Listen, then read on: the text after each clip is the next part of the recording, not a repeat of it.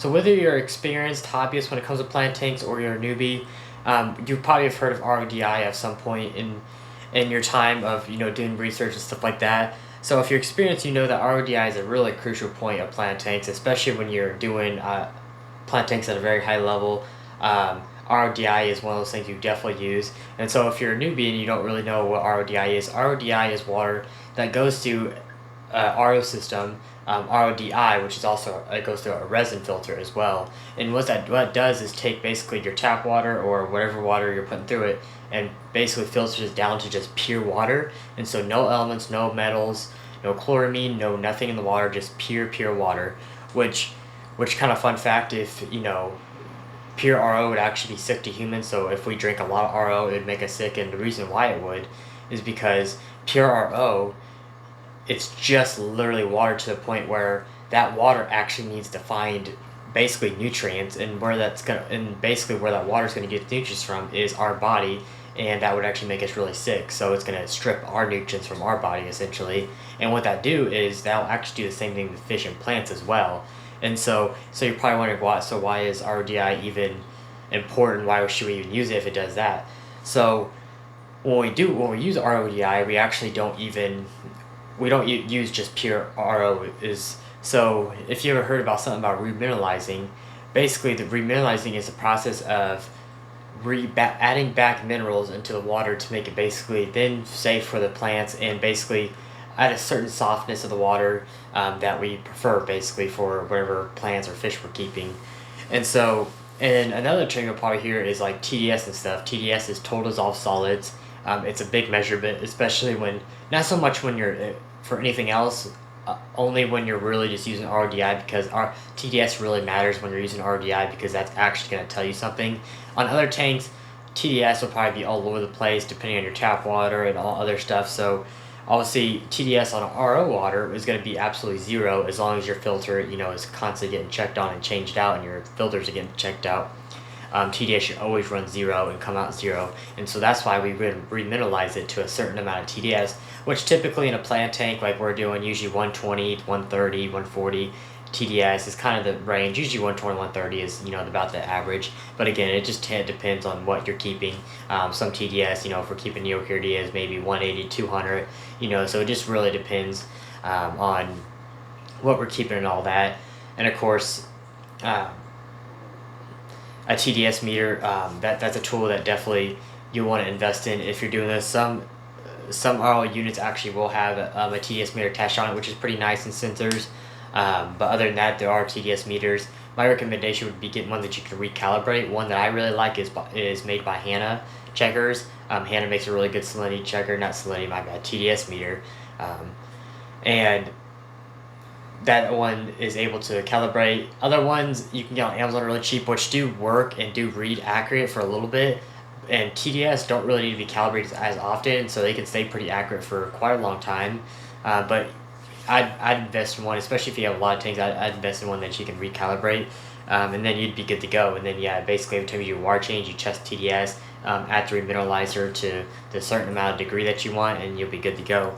And so what this video is pretty much really about is advertising today basically RO unit. So if you guys aren't investing into an RO unit, today might be the day. There'll be a link down below to use my link if you guys are interested today. But today I'm going to be showing you guys a really nice RO unit by NU Aqua. If you guys haven't heard of this company, NU Aqua makes a lot of major RO filter units, really just water filtering systems in general. They're a really big brand. I mean, they're one of the top of the line product companies out there when it comes to doing this type of stuff, which is water filtering. And what I got here today, showing you guys off, this is basically one of their smaller models, basically like the basic model, and then of course you can go up from here, and there's many other models in higher stages if you have really hard water and stuff like that. But today I'm going to show you guys the 4-stage 75 gallon model. So this is basically what your most basic one would be, which will probably get most of you by and do just fine. But depending on your area, like I said, you may have to do a 5 or 6 stage, and even my setup, for example, I actually do a 7-stage, which actually really isn't needed at all, but it actually just helps being able to go longer without having to change filters, because you know you can let a couple deplete before you know you basically have more resins and more carbons at the end of the day when you do higher stages like that. But yeah, usually a 4 or 5 stage for people in the United States at least, that will usually get people by pretty good. And so yeah, the in use system, like I said, 4 stage. So you got your, basically how it works is you got your 1, which is sediment, you get your 2, which is your carbon block filter, and then your 3, which is your membrane up here, and then your 4, which is your DI resin. So sediment is just particulates, all different stuff. Usually it can remove a little bit of metals and stuff like that, and so that's just kind of the fine debris right there in the first stage. The second stage, which is the carbon block, that's what's really going to remove your chlorines and chloramines and stuff like that, and other stuff too, but chlorine is really the main thing that carbon's going to do. And also what the resin's going to do as well. And so that resin is really just going to be that kind of fine filter, which is going to literally pure that water down to just literally 0 TDS. That's going to be your final stage. And that's really just going to bring your water down to 0. So yeah, this model right here, you got, like I said, you got your membrane on top, you got your tubing up here, which obviously which they do provide.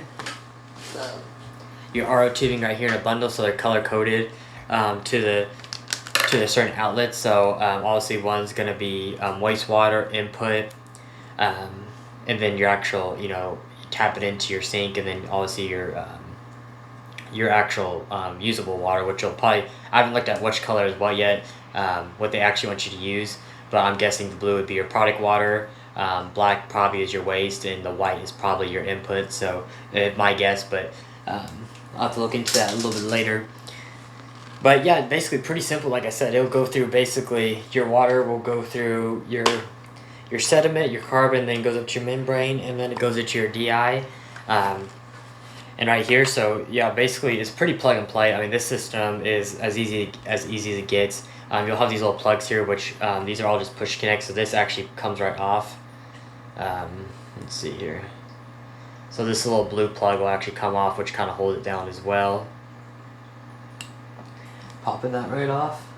And then yeah, this guy, you can just literally take your 2 fingers down, push that, and that comes off, and then that's where your RO tubing is going to click in there. And then of course you want to put back your that little blue locking feature back on there once you got your RO. But this is just a little holder there, so nothing's getting inside there during shipping and stuff like that, and to protect it.